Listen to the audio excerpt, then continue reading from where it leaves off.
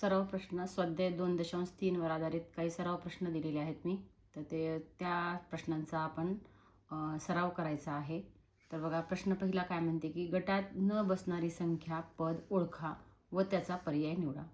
आता आपल्याला परीक्षेच्या संदर्भामध्ये असे प्रश्न येऊ शकतात.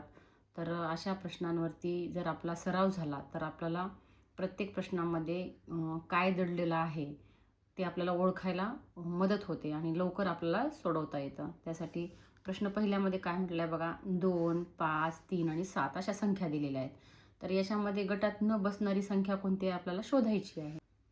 तर या ठिकाणी 2, 5, 3 आणि 7 या संख्येमध्ये 2 ही समसंख्या आहे आणि 5, 3, 7 ह्या विषम संख्या आहेत. म्हणून गटात न बसणारी संख्या ही 2 आहे. तर अशाच पद्धतीने आपल्याला प्रत्येक प्रश्नामधला आपल्याला ओळखायचं आहे आणि त्यामध्ये गटात न बसणारी संख्या आपल्याला शोधून पर्यायामधून आपल्याला त्या ठिकाणी उत्तर लिहायचं आहे. तर दुसरा प्रश्न आहे 89, 79, 39 आणि 19 यामध्ये कोणती गटात न बसणारी संख्या आहे ते तुम्हाला शोधायचं आहे. त्यानंतर प्रश्न तिसरा आहे 49, 35, 16 आणि 81. प्रश्न चौथा आहे 27, 62, 54 आणि 81.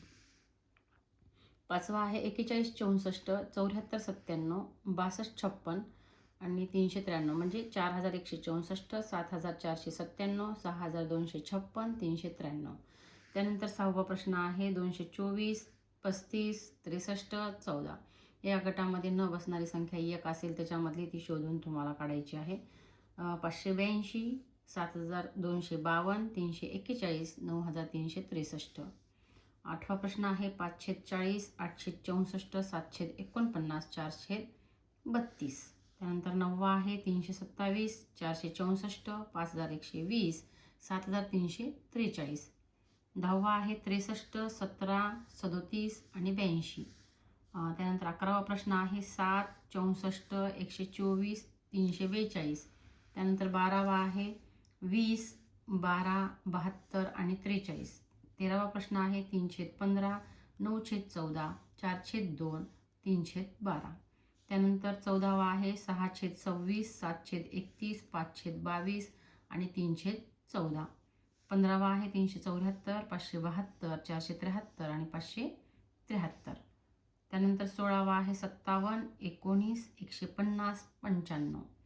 17वा आहे 1236, 1336, 1442, 1545. 18वा प्रश्न आहे 5/3, 4/5, 6/3, 7/2. त्यानंतर 19वा आहे रोमन संख्यामध्ये XXXVI, XXVI आणि IV. तर अशा पद्धतीचे 19 प्रश्न हे सरावासाठी मी दिलेले आहेत.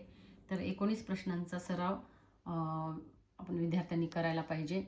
जर हा सराव केला तर आपल्या लक्षात येतं की गटात कोणती संख्या बसणार नाही, त्याच्यामध्ये काय लॉजिक दडलेलं आहे, कुठला संबंध आहे, या सगळ्या गोष्टींचा आपला अभ्यास होतो आणि आपला सराव पण होतो. त्यासाठी हे प्रश्न सोडवणे गरजेचे आहे. परीक्षा जवळ आलेली आहे. सर्व विद्यार्थ्यांनी या प्रश्नांचा सराव करावा.